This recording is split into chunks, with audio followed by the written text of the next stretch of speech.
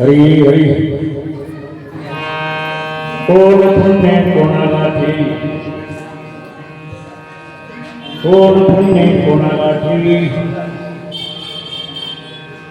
ऐशी आशी होय भेटी, जे हरी धरला मनी, दिले संसाराशी पाने, कोण हा भाग्याचा,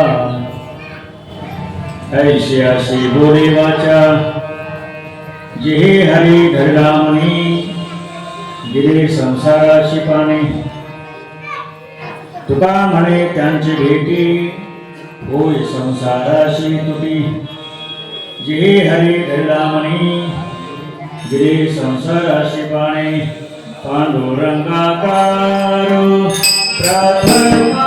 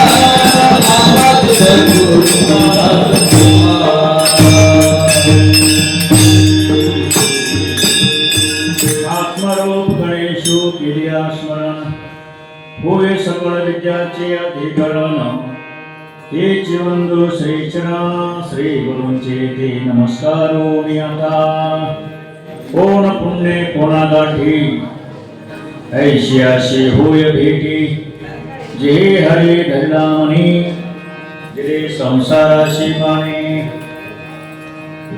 संगीत श्रीमद भागवत महापुराण कथा अखंड हरिनाम सप्ताह. संगीत श्रीमद भागवत महापुराण कथा यांच्या मुखारविंदातून आपण श्रवण करीत आहात. हे आदरणीय पूजनीय 1008 स्वामी रामेश्वरानंद सरस्वती महाराज ज्ञानेश्वरी पारायण आदी सेवा समस्त अंबिकानगर वासी भक्त मंडळ भगवंताच्या श्री रामदूतांच्या चरणी आदिनाथांच्या कृपा आशीर्वादाने वारकरी संप्रदायातील गायक वादक गुणीजन तसेच हरिभक्तीपरायण माधव महाराज पितरवाड आदी करून या सर्वांच्या उपस्थितीमध्ये आपण सर्व श्रोते सज्जन भगवंताची हा सगुण उपासनेचा सोहळा आपण भक्तिभावाने साजरा करतो। या निमित्ताने आपल्या सर्वांचं दर्शन आम्हाला झालं आणि थोडीशी जुनी आठवण जागी झाली हो 1993ची। सर्व ज्येष्ठ श्रेष्ठ भगवत सेवक उपासक सर्व आपल्या त्यांचा परिचय आले नाही असं नाही। आदरणीय श्री हरिभक्तीपरायण देशेश्वरजी अण्णा आहे तिथे, हरिभक्तीपरायण म्हणजे समदेजी महाराज आहे, रामदेवजी महाराज आदी करून सर्व गायक वादक वैजनाथजी आहेत, चोपदारजी आहेत, पेटी मास्टर आहेत, गुरुस्थानी असलेले आपले गोडजे महाराजांची आपल्यापर्यंत सुयोग्य आवाज पोहोचवतात, नारदांची गादी घुसवणारे विनेकरी तरणा भाग्यवंत या मेळ्याने मृदंग वादक आपण महेश्वर स्वरूप अंबिका नगरवासी सर्व भक्तजन मंडळी या सप्ताहांतर्गत असलेले संकीर्तन सेवा या दासाकडे प्राप्त झाले। सेवेसाठीचा अभंग जगद्गुरु तुकोबराय महाराजांचा चार चरणाचा अभंग आहे। मनुष्य जीवन प्राप्त झाल्यानंतर संतांची सज्जनांची संगती ही पूर्व भाग्याने पूर्व पुण्याने सेवा साधन प्राप्त होत असते। ते अहो भाग्य जगद्गुरु तुकोबराय अभंगामध्ये व्यक्त करतात। विठाल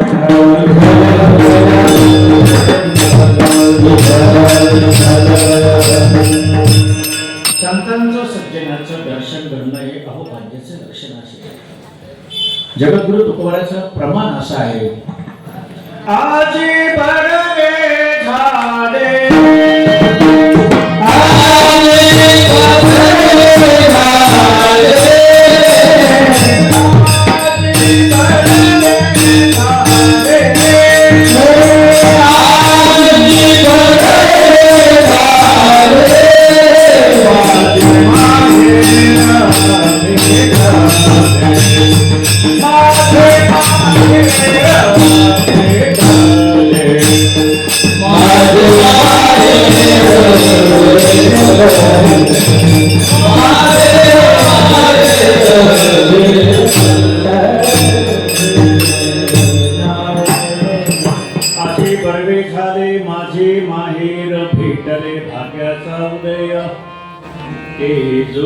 संत पायाने सज्जनाचं दर्शन, संतांचं दर्शन आणि भगवंताची सेवा प्राप्त होणं म्हणजे अहोभाग्याचं लक्षण।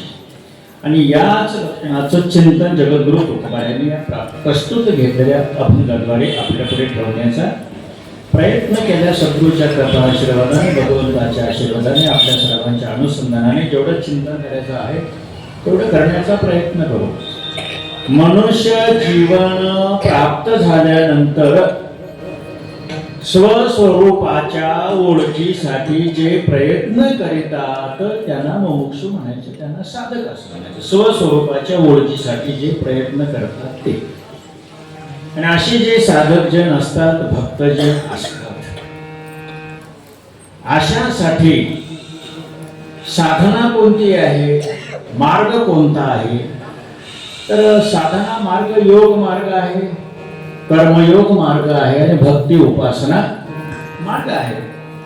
यामध्ये सोपा भक्ती उपासना मार्ग तुमच्या आमच्यासाठी सोपा। या भक्ती उपासनेच्या साधनेतून, भक्तीतून, सेवेतून, प्रयत्नातून आम्हाला स्वस्वरूपाची प्राप्ती होते, ओळख होते। आता स्वस्वरूप म्हणजे काय, तर स्वस्वरूपाचं नाव आहे निर्गुण निराकार सच्चिदानंद, अशी त्यांची नाव आहे।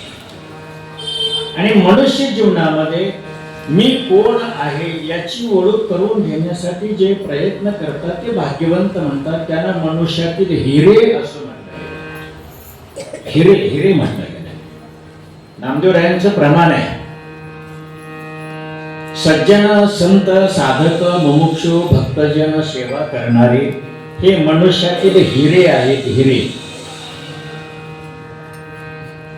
नामा म्हणे आम्ही पायरीचे चिरे, नामा म्हणे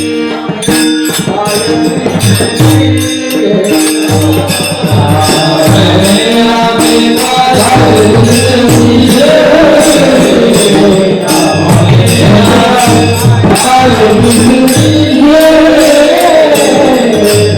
हरी संत पाय हिरे, हरी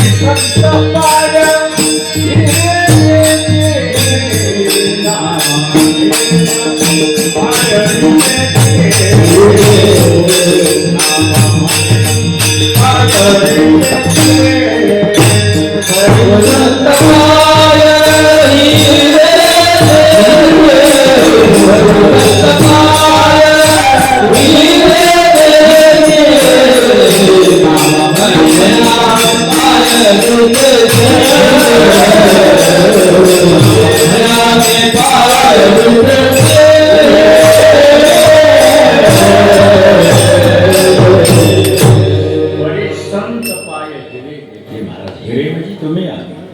कारण का अध्यात्म जीवनाचा सिद्धांत इथं असा आहे, मनुष्यत्व प्राप्त झाल्यानंतर भगवंताची प्राप्ती करून घेण्यासाठी प्रयत्न केला पाहिजे.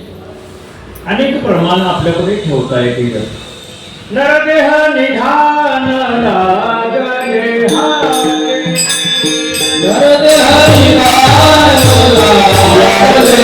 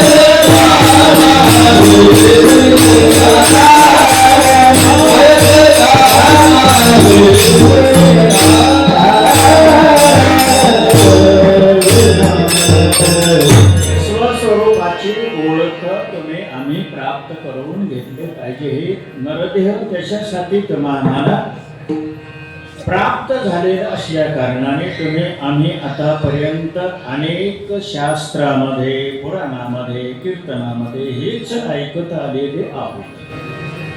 आणि आता कीर्तन, पुराण, शास्त्र, गायन, वादन ऐकण्यासाठी फार सोपं झालेलं आहे, फार सोपं झालं नाही का? हरिभक्ती परायण मोबाईल महाराजाला आज्ञा केली, सगळं काही तुम्हाला घर बंधायला ऐकायला मिळतं. अनेक बीज आणि मनामध्ये आणि डोळ्यामध्ये ते जर मोबाईलचं सौंदर्य डोळ्यात कानात बसलं ना, मग त्याला हे असं घोडे भाडे जन गाताती साबडे आवडत निर्माण होते. इथं चैतन्य, मोबाईल मध्ये ज्ञान असेल पण तिथं चैतन्य नाही. मोबाईल मध्ये ज्ञान असेल पण चैतन्य नाही महाराज. आणि इथं थोडं बहुत ज्ञान सांगण्या ऐकण्यामध्ये वेदांत, सिद्धांत, चटक मटक आधी करून काय असेल ती आवड निर्माण होईल. पण इथं काय माऊली ज्ञानेश्वर महाराजांनी म्हटलं गेलं, इथं ते आहे काय, संतांची, सज्जनाची, वैष्णवाची, चैतन्याची संगती आहे. इथं जिव्हाळा आहे. आणि या संगतीमुळे सज्जनाच्या, संताच्या या दर्शनाने, प्रत्यक्ष चैतन्याच्या संगतीने जर काय प्राप्त होत असेल तर अनेक अभंगाद्वारे आपण त्याचं चिंतन श्रवण केलंय. संतांची संगती मनोमार्गगती आकळावा श्रीपती किंबहुना जगद्गुरूंचं चिंतन आहे. डोळ्याचं सज्जनांचं दर्शन झालं तर काय होतं? हरी डोळा देखिले सज्जन, डोळा देखिले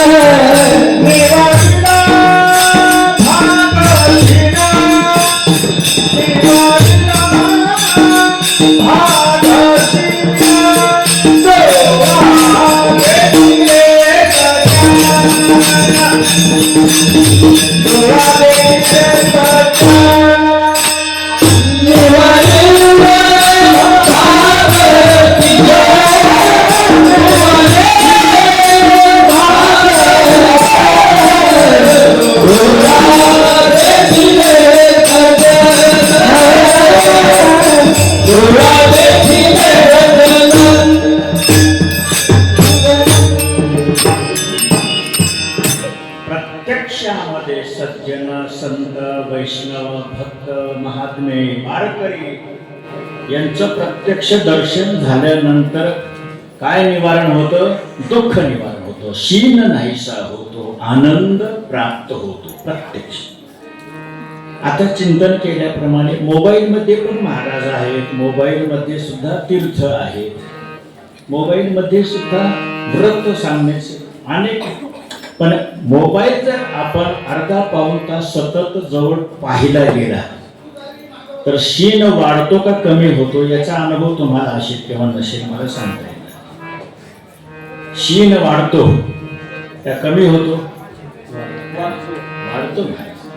त्या मोबाईल मधील निघणारी जी काय तप्त किरण आहे ती डोळ्यावर परिणाम करतात, मनावर परिणाम करतात, या सर्व गोष्टी आहेत. ताप वाढतो नाही का? ताप कमी होत नाही. आणि सज्जनाच्या संगतीने ताप प्रमाण आहे का नाही?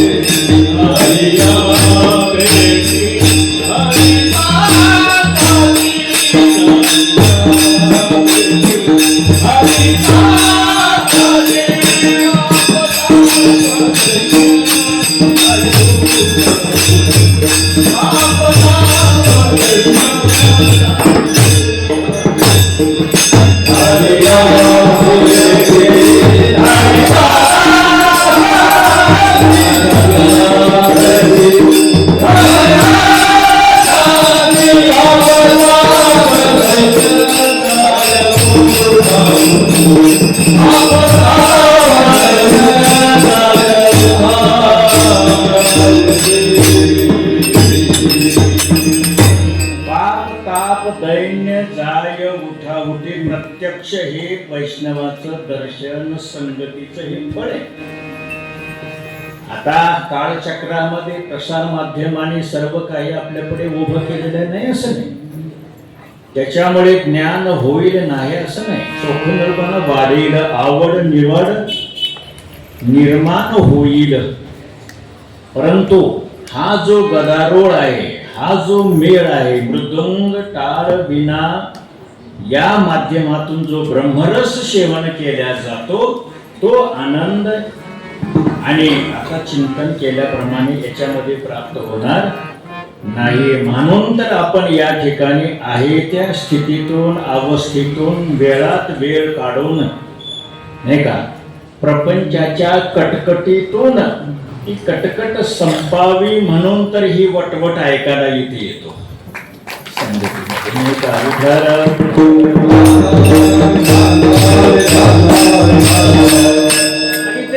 महात्मा आणि त्या महात्म्यांचं ज्ञान म्हणा काहीही पाहिलं जात नाही. इथे फक्त संगती पाहिलं जाते. आणि मौली ज्ञानेश्वर महाराजांनी चिंतन केल्याप्रमाणे ज्यांच्या अंतःकरणामध्ये खरी भगवत भक्तीची आवड आहे, श्रद्धा आहे, विश्वास आहे, भाव आहे, प्रेम आहे, अशांच्या अंतःकरणामध्ये मौली ज्ञानेश्वर महाराज म्हणाले, जयाचे बिसाट शब्द सुखे म्हणोवे ते वेद, सदेह सच्चिदानंद कान व्हावे ते. शांतीब्रह्मनाथाने चिंतन केले, भाडे भोळे जन गाता ते साबळे, त्याचे प्रेम आवडे विठ्ठलाशी. म्हणून अनेक प्रमाण आहेत. त्रिविध तापाची धारी बोल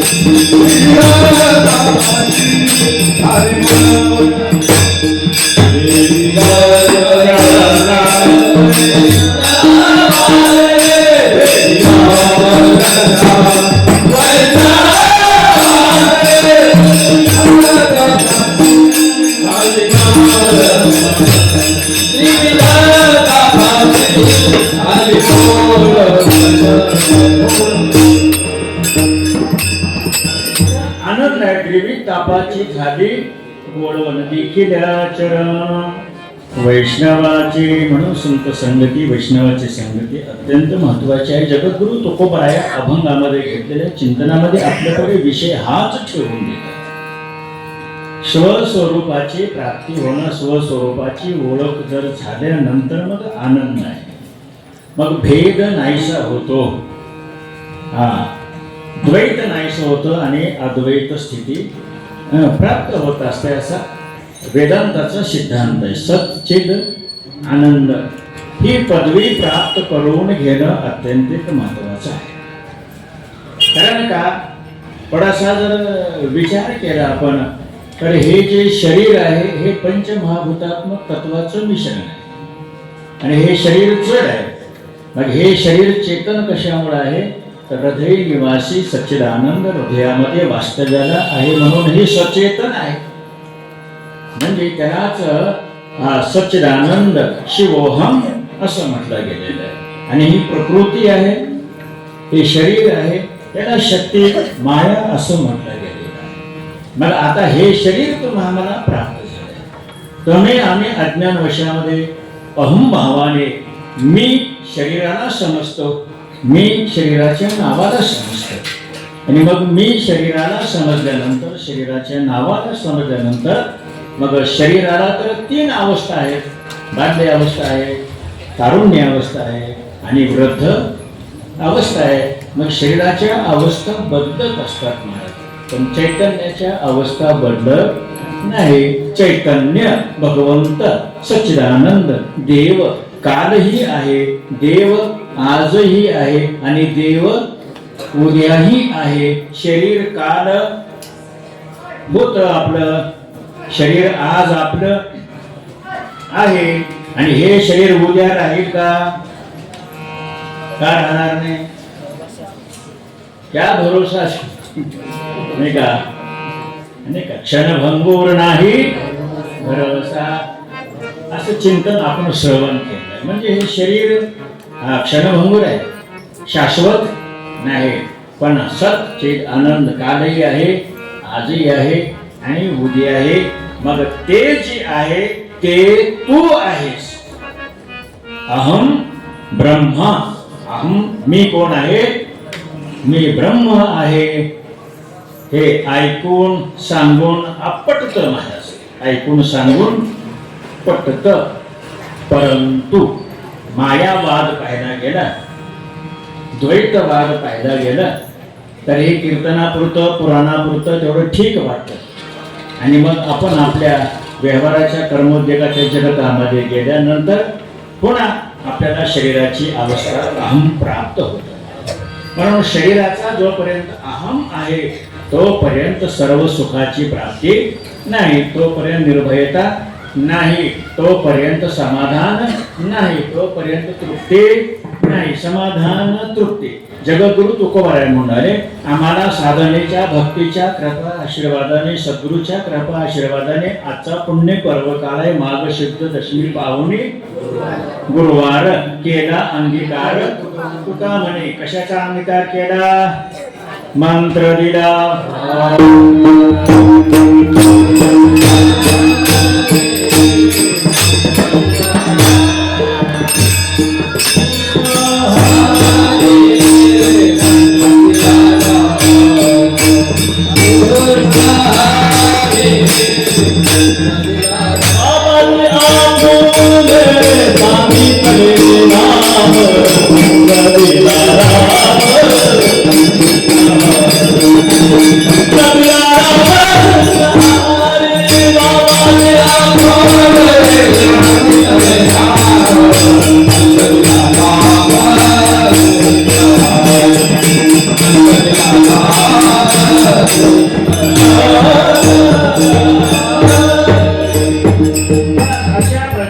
सद्गुरूंचा कृपा अनुग्रह प्राप्त झाल्यानंतर, सद्गुरूचा कृपा अनुग्रह मनेंद्रियांनी होतो.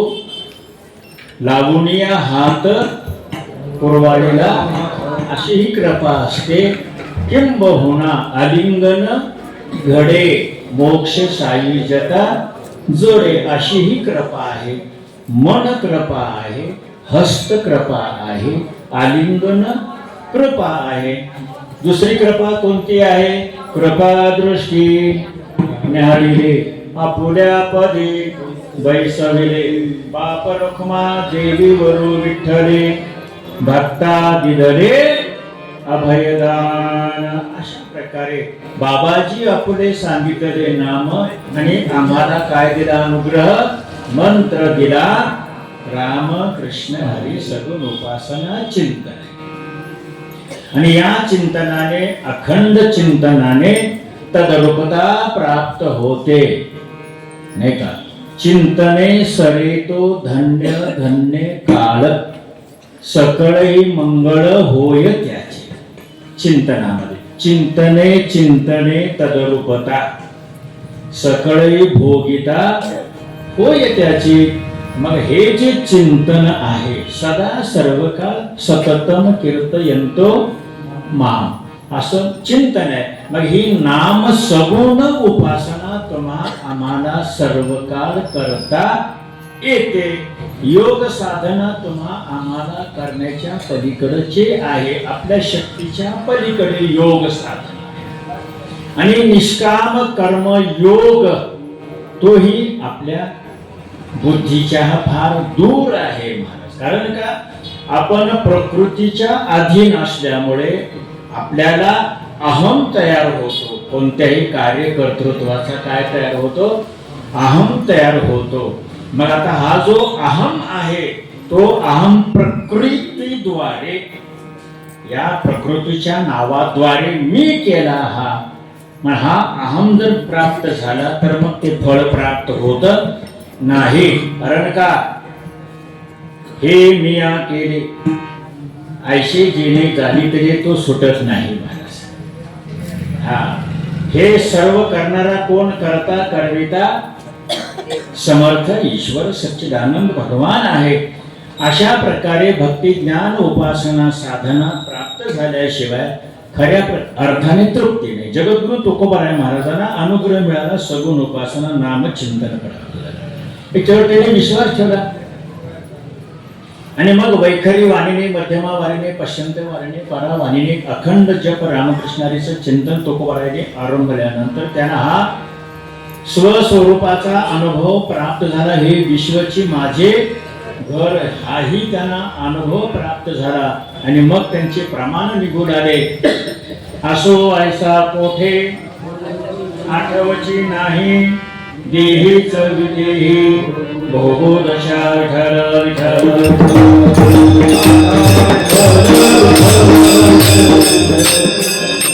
किती अनुभव आला महाराजांना. श्री क्षेत्र धामचंद्र डोंगरावरती गुहेमध्ये जगद्गुरु तुकोबाराया 15 दिवस चिंतन करीत बसले. भामचंद्र डोंगर आपण पाहिला असेल. श्री क्षेत्र देहुला भंडारा डोंगर आहे, घोराडा डोंगर आहे आणि भामचंद्र डोंगर आहे. त्या भामचंद्र डोंगराच्या गुहेमध्ये जगद्गुरु तुकोबाराय 15 दिवस आणि चिंतन करीत राहिले. रामकृष्ण हरी विठ्ठल केशवा त्यांचं चिंतन चालू झालं. पहा, विश्वात्मक भाव तुकोबारायांना प्रगट झाला, ब्रह्मभाव जागृत झाला, द्वैत नाहीस झालं. चराचरामध्ये दिसणारी प्रत्येक वस्तू ईश्वर आहे हा त्यांना अनुभव आला. परीक्षा पाहावी म्हणून भगवंताने सापाचं, विंचवाचं, वाघाचं रूप घेतलं आणि ते आले महाराज त्या गुहेमध्ये. ज्या बोटाने विणा वाजवतो त्या बोटावरती विंचू येऊन बसला तुकोबारायांच्या. जिथे मांडी घालून महाराज बसलेले होते पाठीमागनं येऊन साप फणा काढून डोलू झाला आणि समोरून वाघ डरकाळी फोडून धावत तुकोबारायांच्या अंगावर आला. हे तिन्ही प्राणी तुकोबारायांकडे धावत आले. तरी तुकोबारायांचं आपलं तुका म्हणे सर्प विंचू नारायण हा त्यांचा ब्रह्मभाव जागृत झालेला होता. तुम्ही आम्ही साधक आहोत, तुमचा आमचा अजून ब्रह्मभाव जागा झालेला नाही. समजा आता या मृदंगवादाच्या पुढे वाघ येऊन बसला, काय करशील तू? पळून जाईल नाही का? पेटी मास्टरच्या पुढे साप येऊन डोलू लागला, मग आनंदाने पेटी वाजवते का? नाही. आणि या महाराजाच्या पुढे तर विंचू पायाजवळ आला नाही. आपला ब्रह्मभाव जागा झालेला नाही, अजून आपलं द्वैत गेलेलं नाही. मग हे द्वैत नाहीस झालं पाहिजे. ब्रह्मभाव, विश्वात्मक भाव जागृत झाला पाहिजे. तो विश्वात्मक भाव जागृत केव्हा होईल? हीच साधना सातत्यानं प्रेम भावनेनं निस्वार्थपणे आचरण शुद्ध सद्गुरूच्या कृपा वचनावर विश्वास ठेवून झाली पाहिजे. निश्चयाचे बळ तुका म्हणे तेची फळ. आशा ज्या वेळेला होईल तेव्हा प्रमाण आशय ही अवस्था कधी प्राप्त होईल, केव्हा प्राप्त होईल? त्याच्यासाठी तुकोबाराय म्हणाले, हरी तिळ तिळ पुण्यासाचा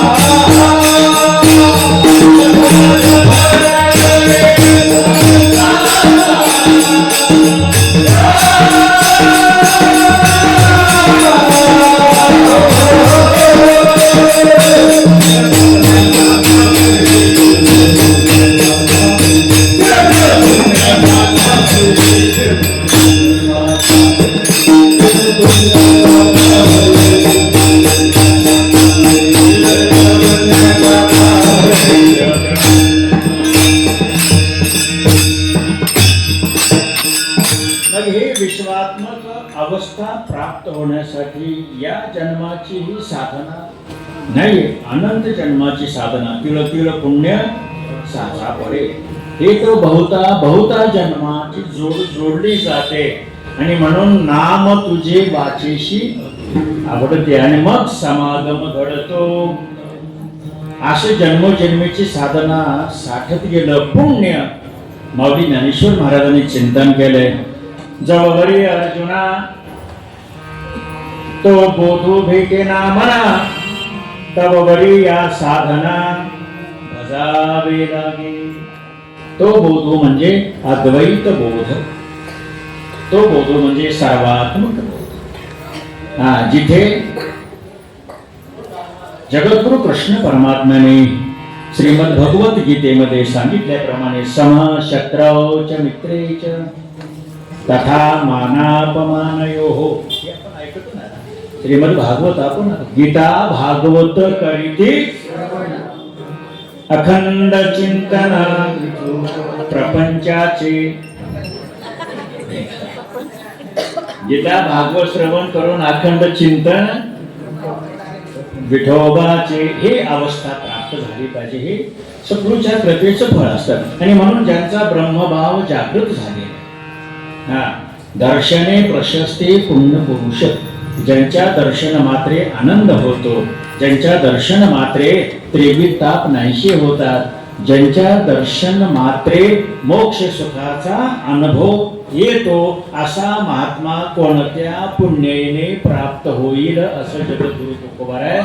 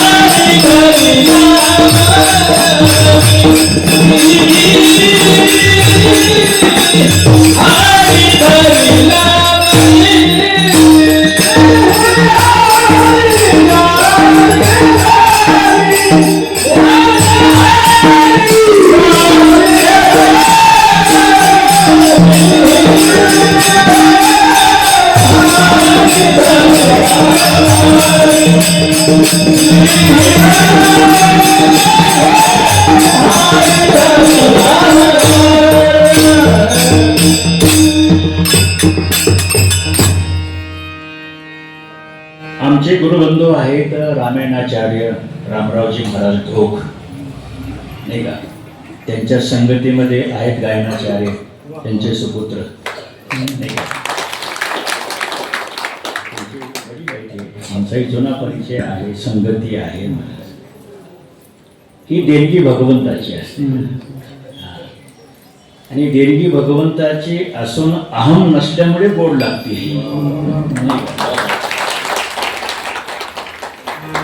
अहम आला की गोड लागत नाही. म्हणून कोण पुण्य कोणा गाठी, ऐशी ऐशी होय भेटी. ज्यांचा ब्रह्मभाव जागृत झाल्यावर दर्शन मात्रे आनंद प्राप्त होतो, अशा महात्म्यांचं दर्शन आहे. आपण चिंतन ऐकलं त्याचे विसाट शब्द, महात्म्यांच्या शिव्या सुद्धा अनुग्रह असतात. महाराज ज्यांचा ब्रह्मभाव जागृत झालेला आहे असा महात्मा कोणत्या पुण्याने प्राप्त, कोण पुण्य त्यांचा होईन, असे अनेक प्रमाण आहेत. आणखी एक प्रमाण जगद्गुरु तुकोबारांचं. अशा महात्म्यांचं दर्शन मला झाल्यामुळे पुण्य फळ दे बहुता, पुण्य फळ दे बहुता.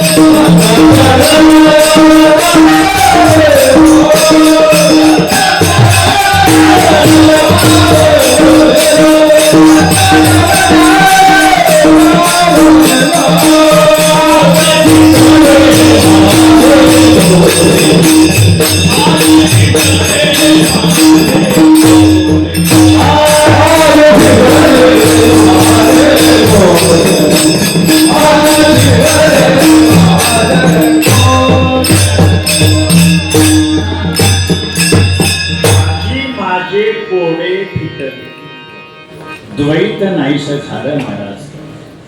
म्हणून हे पुण्य तुमचं आमचं जन्मोजन्मीच्या शुद्ध सात्विक आचरण, शुद्ध निस्वार्थ भक्तीच्या साधनेचं हे फळ आहे महाराज.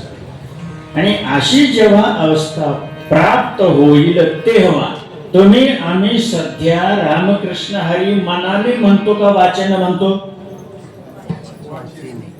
मनाने वाचेन म्हणतो, मनानं नाही. कसं म्हणाल? आपली गोष्ट सोडून द्या. आता आम्ही समजा थोडं कीर्तन वगैरे सांगतो म्हणून थोडं तुम्हाला असं वाटतं की ही आपल्यापेक्षा थोडी श्रेष्ठ आहे. रामकृष्ण हरी विठ्ठल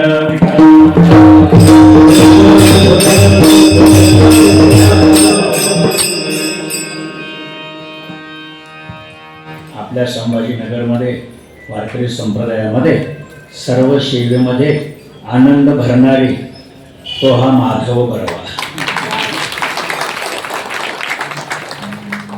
रंगभरे त्यांच्या फार जास्ती परिचय सांगायची गरज नाही. आणि या दासाला या सर्वांची संगती 93 पासून आहे. असं तसं पाहायला गेलं तर तुम्ही आम्ही आलेलीच आहोत कुठून ना कुठून तरी आपापल्या गावाहून.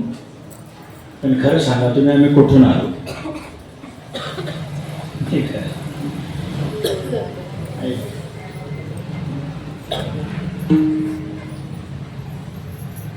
अनंत अपार तरले वानर ज्ञानदेवा धर चिदानंदे. सच्चिदानंद स्वरूप चैतन्य निर्गुण निराकार आपलं घर आहे. हे आत्मतत्वाचं घर आहे. पण शरीराचं घर आहे, जन्मभूमी गाव आहे की नाही? आपण इकडून तिकडून आलेलेच आहोत एकत्र. तसा हा दास सुद्धा 1993 साली आपल्या संगतीमध्ये संत गोरोबा काका तेरढोकी या चरणापासून शांतीब्रह्मनाथांच्या संगतीमध्ये आला. तेव्हापासून या सर्व पवित्र महापुरुषांचं सेवकांचं दर्शन आपल्या संगती आहे. रामकृष्ण हरी हे मंत्र ही उपासना आपण वाचेमध्ये ठेवलेली आहे, अजून आपल्या मनामध्ये उतरलेली नाही. कारण प्रमाण तसं आहे ना तुकोबारायचं. मनामध्ये जर हे उतरलं गेलं ना तर मग प्रपंच नाहीसा होतो. सध्या तुमच्या माझ्या वाचेमध्ये आहे. कसं आहे म्हणा, गुरुवारी सांगून आले एखाद्या वेळी समजा महाराजांच्या खिशातून 5 रुपयाचं हरिपाठाचं पुस्तक आणि 5,000 रुपयाचा मोबाईल दोन्ही हरवले गेले. मग महाराजाला दुःख जास्ती कशाचं होईल? प्रसंगाचार्य नाही का? जास्ती दुःख कशाचं होईल? ज्या अर्थी मोबाईलचं दुःख होतं त्या अर्थी मनामध्ये हरी उतरला नाही, अजून मनामध्ये प्रपंच आहे. म्हणून जगद्गुरु तुकोबाराय म्हटले की असा अद्वैत सिद्धांत प्राप्त झालेला, ब्रह्मस्वरूप प्राप्त झालेला, सम दृष्टी प्राप्त झालेला, समशत्रौच मित्रैचे मानणारा महात्मा, अशांचं दर्शन जन्मोजन्मीच्या पुण्याच्या साधनेनं प्राप्त होत आहे. कारण का प्रमाण आतापर्यंत आपण बहुत श्रवण केले. पुण्य फळले बहुता भाग्योदयाचा अनेक प्रमाणाद्वारे आपल्या पुढे हे आहे. म्हणून जगद्गुरु तुकोबाराय म्हणाले ज्या महापुरुषाने हा ब्रह्म अनुभव अद्वैत सिद्धांत प्राप्त, समदृष्टी प्राप्त करून घेतली की कोणत्या साधनेनं? त्याचं उत्तर द्वितीय चरणात.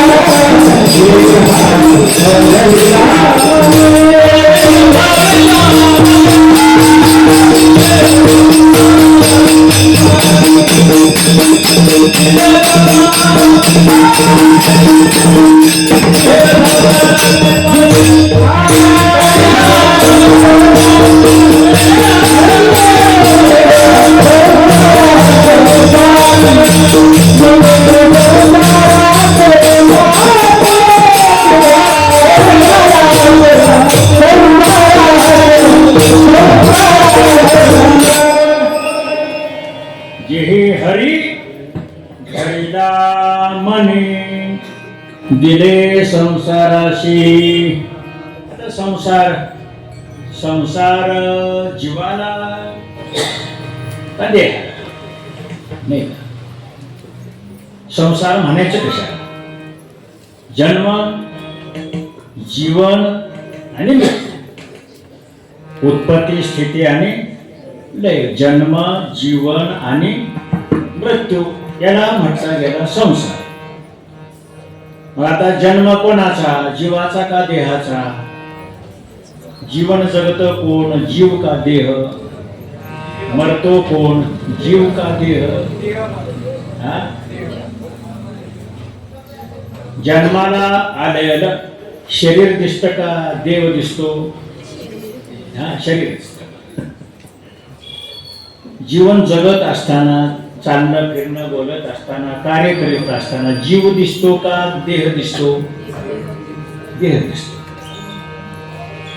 आणि मग अंतकाळी मृत्यूच्या वेळेला जी काही जड अवस्था, मृत अवस्था, अचेतन अवस्था शरीराद्वारे दिसते का जीवाद्वारे दिसते? शरीराद्वारे दिसते ना. शरीर जन्मलं शरीर, जगलं शरीर, मेलं शरीर. कोणामुळे?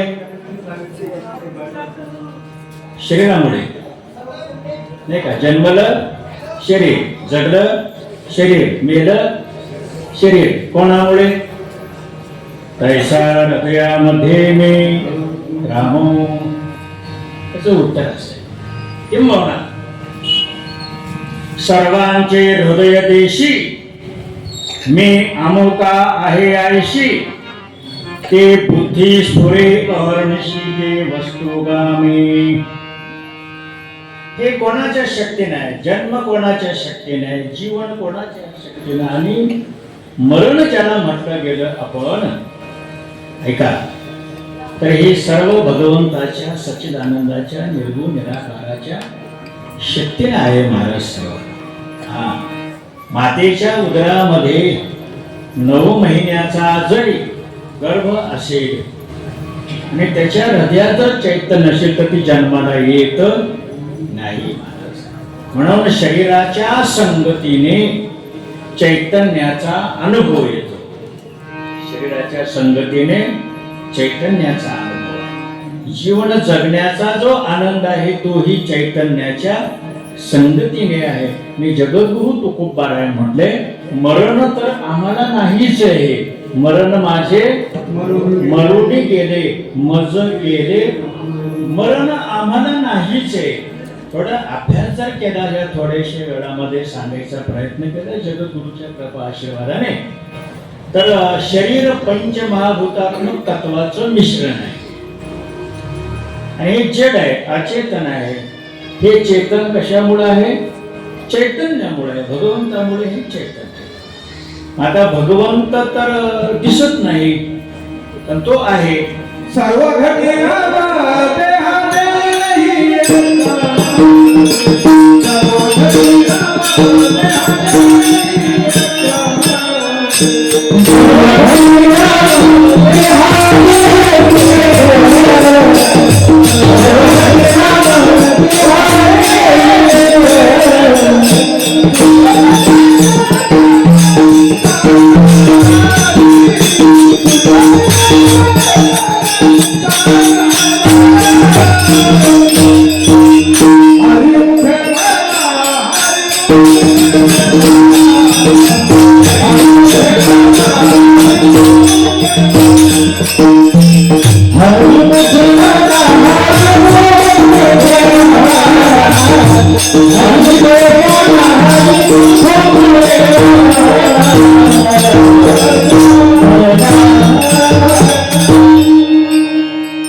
सच्चिदानंद सच्चिदानंद सर्व व्यापक आहे, सर्वत्र आहे महाराज.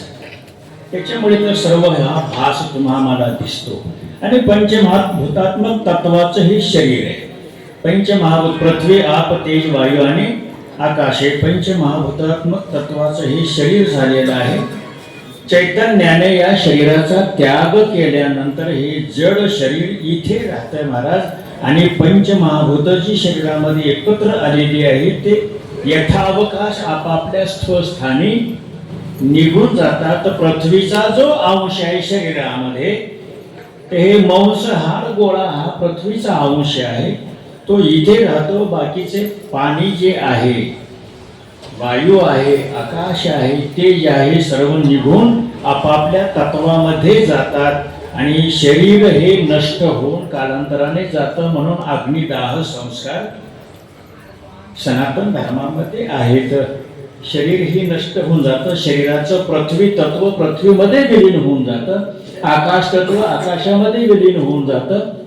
आप म्हणजे पाणी तत्व पाण्यामध्ये विलीन होऊन जातं. वायू तत्व वायूमध्ये विलीन होऊन जातं. पंचमहाभूत आपापल्या तत्वामध्ये निघून जातात. आणि चैतन्य स्थिर आहे महाराज. ते कुठे जातही नाही, येतही नाही. त्याच्या शक्तीनं मात्र हे शरीर चेतन दिसतं आपल्याला. आणखी एक उदाहरण दिलंय.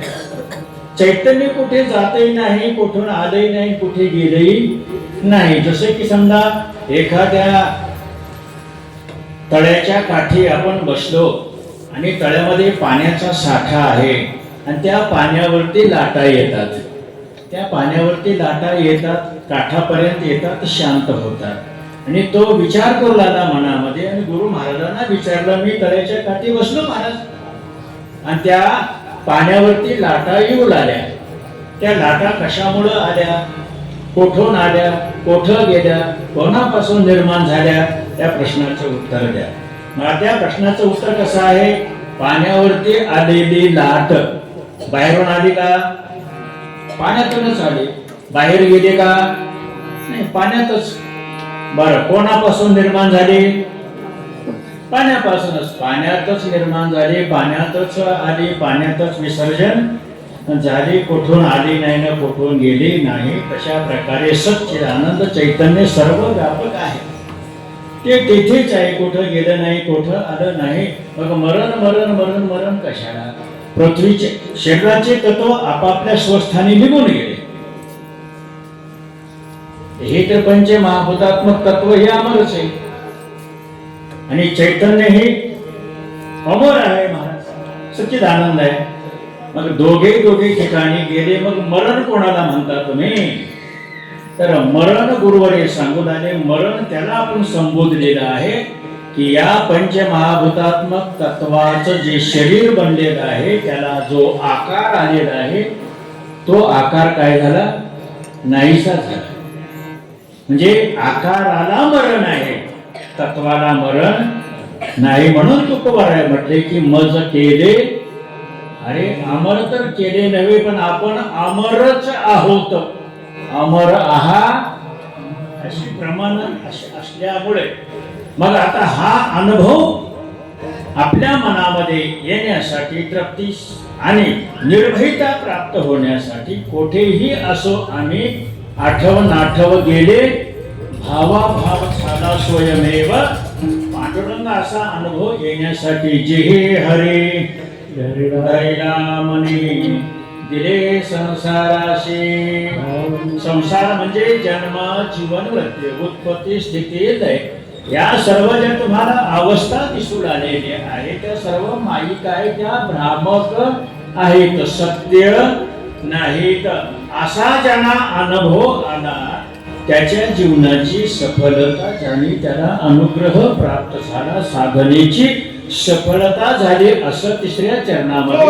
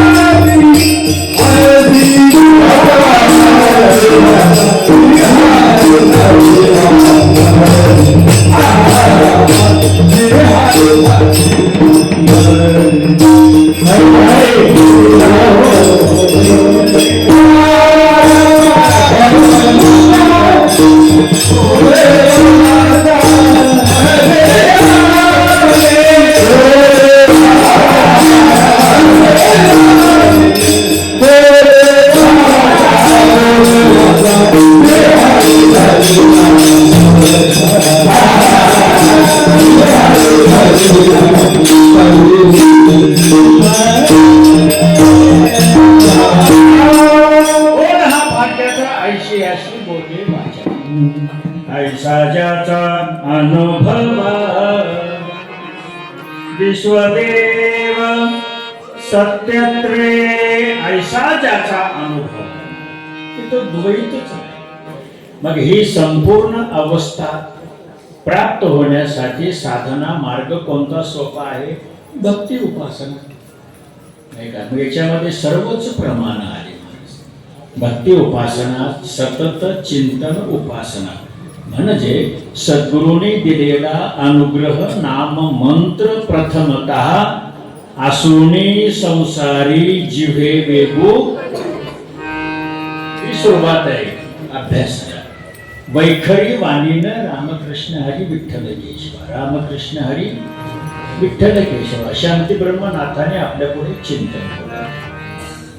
ज्या वेळा रामकृष्ण हरीच्या चिंतनाचा वेग वैखरी वाचेनं वाढेल तेव्हा मग कंठामध्ये असलेली मध्यमा वाणी जागृत होते आणि कंठामध्ये असलेली मध्यमा वाणी जागृतीचा वेग वाढल्यानंतर हृदयस्थानी असलेली पश्यंती वाचा जागृत होते आणि मग हृदयस्थानी असलेली पश्यंती वाचा जागृत झालेली असा साधक कोणत्याही कार्यामध्ये असो त्याचं चिंतन सतत चालू असतं. श्रीमद भागवतामध्ये आपण श्रवण केलं असेल धनुर्धारी भक्तराज अर्जुनाचे सर्व रोम रंध्र सुद्धा जय कृष्ण श्रीकृष्ण म्हणत होते. अभ्यास आहे. पश्यंती वाणी जागृत. आम्ही आमच्या श्री गुरूंकडे अळंदीला असताना त्यांच्या जर बाजूला रात्री झोपलो ना तर त्यांच्या जवळ रामकृष्ण हरी चिंतन आम्हाला ऐकायला मिळत राहायचं. महाराज हा आमचा अनुभव आहे.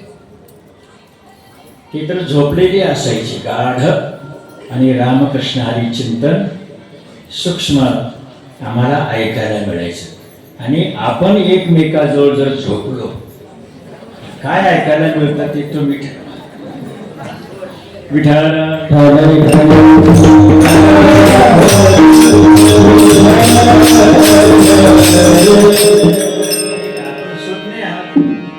म्हणून आपण फक्त वाचन चिंतन चालू आहे. पश्यंती वाणी जागृत होते महाराज.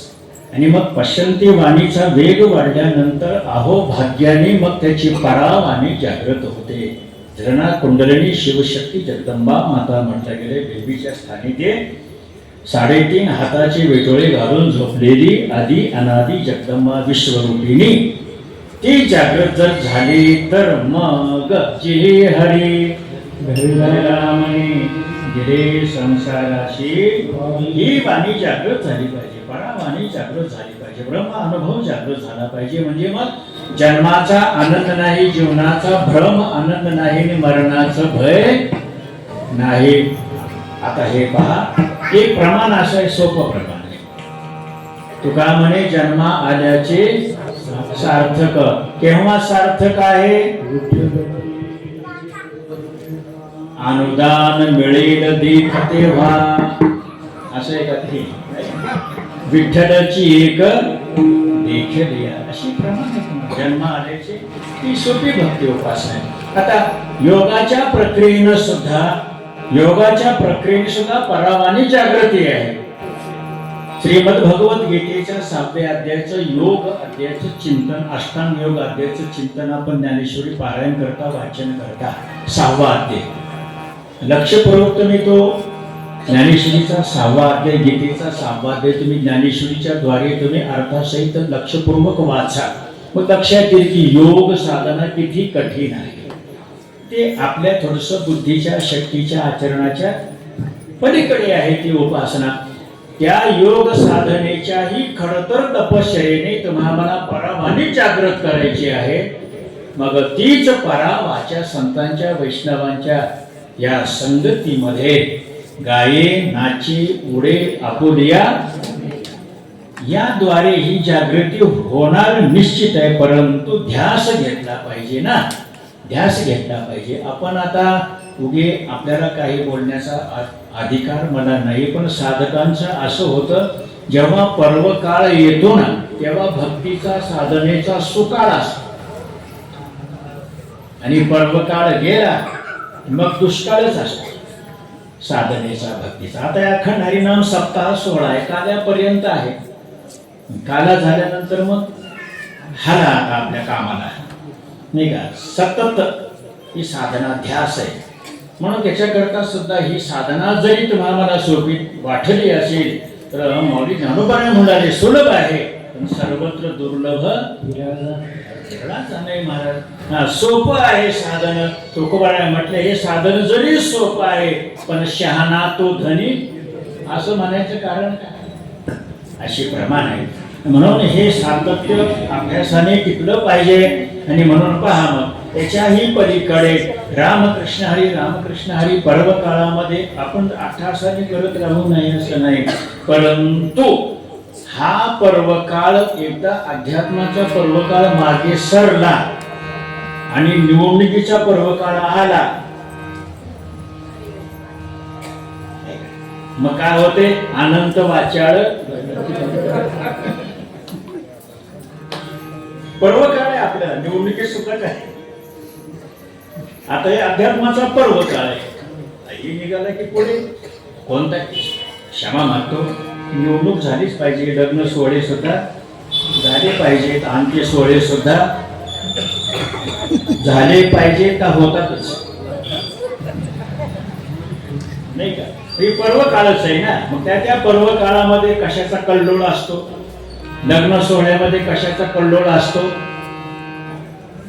लग्न सोहळ्यामध्ये अवेळी लग्न लावणे याचा कल्लोळ असतो. वेळेमध्ये लग्न लावायचं नाही याचा कल्लोळ असतो. अंत काळामध्ये कशाचा कल्लोळ असतो? वाजत शेबोंब कल्लोळच आहे. आता सप्ताह 16 मध्ये कशाचा कल्लोळ आहे? हरिभजनाचा. म्हणून हे सातत्य जर आपण स्वीकारलं, अभ्यास करत राहिला ना तर त्याची फलश्रुती प्राप्त होते. म्हणून कोण हा भाग्याचा ऐशियाशी बोलेवाच्या. जगद्गुरु तुकोबाने म्हटले मी भाग्य. अरे मला माझ्या सद्गुरूने प्रत्यक्ष येऊन तर अनुग्रह दिलाच नाही, स्वप्नामध्ये मला अनुग्रह दिला बाबाजी चैतन्याने. महाराज तुकोबाराय उठा, मस्तकी हात ठेवला आणि मंत्र रामकृष्ण हरी दिला. कशामध्ये? स्वप्नामध्ये. मग अशा स्वप्नी प्राप्त झाल्या अनुग्रहावर विश्वास महाराजांनी ठेवला. सातत्य निष्ठेनं निस्वार्थ निष्कलंक आचरण शुद्ध भावनेनं रामकृष्णाने अखंड जपला, जीवनभर जपला. त्याचं फळ त्याने अभंगाद्वारे आपल्या पुढे ठेवून दिलेले प्रमाण आपल्या पुढे दिलेली आहे. पण अंतकाळी आम्हा विठो पावला कुडी सहित झाला गुप्त तुका. काय फळ मिळालं? प्रयाण काळी देवी विमलारी देवे विमल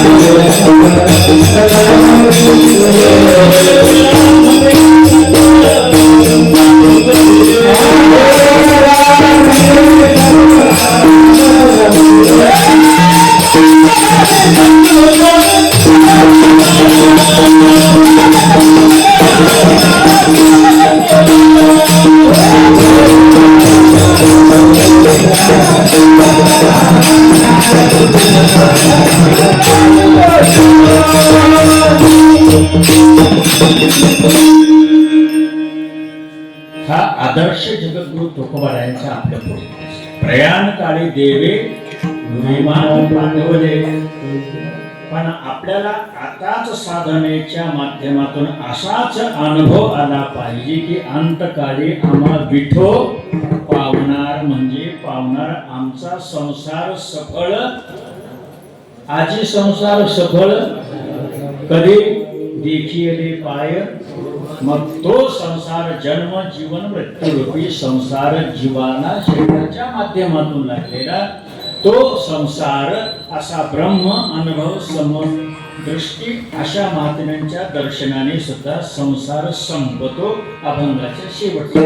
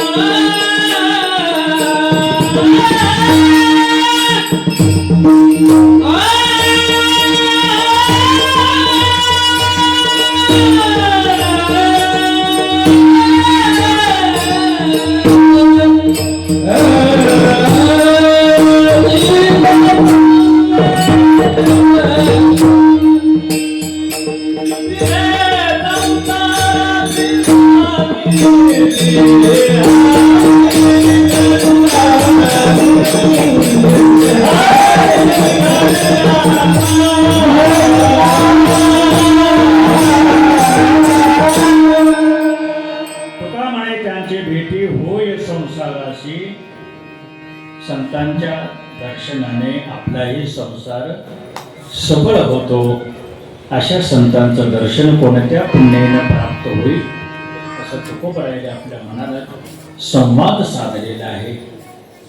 क्षेत्र अंबिकानगर, अखंड हरिनाम महासप्ताह, श्रीमद भागवत कथा स्वामीजीच्या मुखारविंदातून तन मन धन आपण सर्व अर्पण करून, आणि ही परंपरा 26 वर्षे झाली आपण आणि साजरी करता. महाराज नामा म्हणे केशवराजा आणि केल्याने चालेल माझा भगवंत कार्य करून घेतो. आपली श्रद्धा, आपला विश्वास, आपला प्रेम, निस्वार्थपणा आपल्या पाठीशी भगवत कृपेने असल्या कारणाने सर्वांना तुकोबारा विनंती करतात, लागून या पाया विनवितो तुम्हाला. करटाळे बोला मुखी नाम झोपा.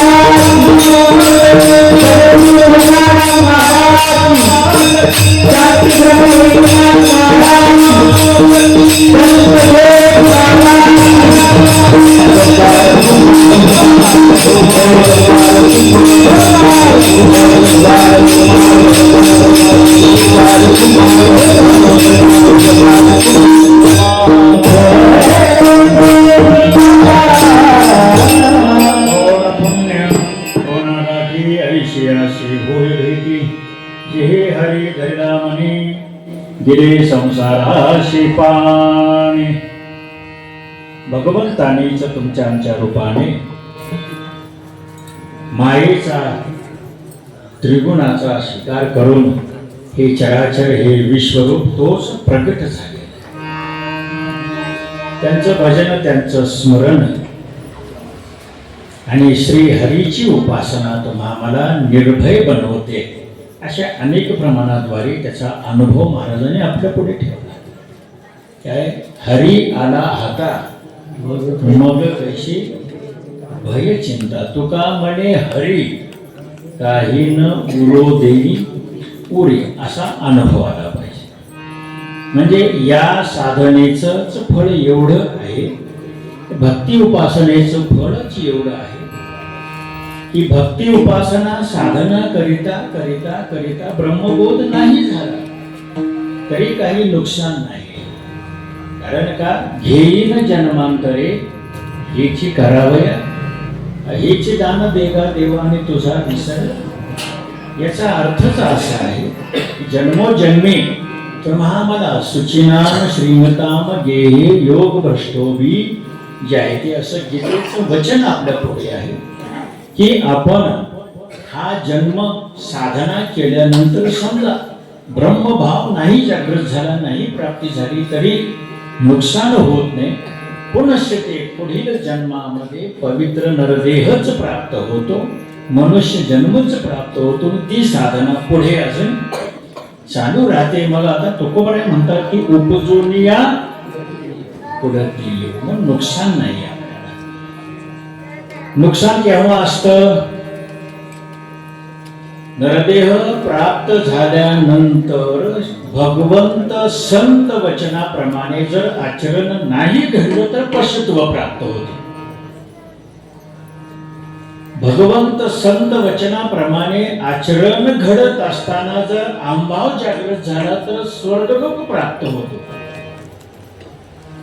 आणि भगवंत संत वचनाप्रमाणे आचरण घडत असताना निरअहंकार वृत्तीने जर सेवा करीत राहिलो तर जन्मोजन्मी श्री हरी भक्तीचीच उपासना तुम्हाला प्राप्त होते. तुका म्हणे गर्भवासी आणि सुखे घालावे, हेच त्याचं फळ आहे. तुका म्हणे त्यांची भेटी होय संसाराशी तुटी.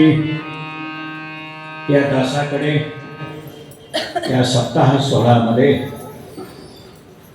आपल्या सज्जनाच्या दर्शनाचा संगतीचा लाभ घडवून आणला आपण सर्वजणांनी, तेव्हा मी आपल्या सर्वांचा ऋणी आहे. श्री क्षेत्र चिकलठाणा विमानतळ हनुमान मंदिरामध्ये वास्तव्यात आहे. आपल्या सर्वांची संगती आहे.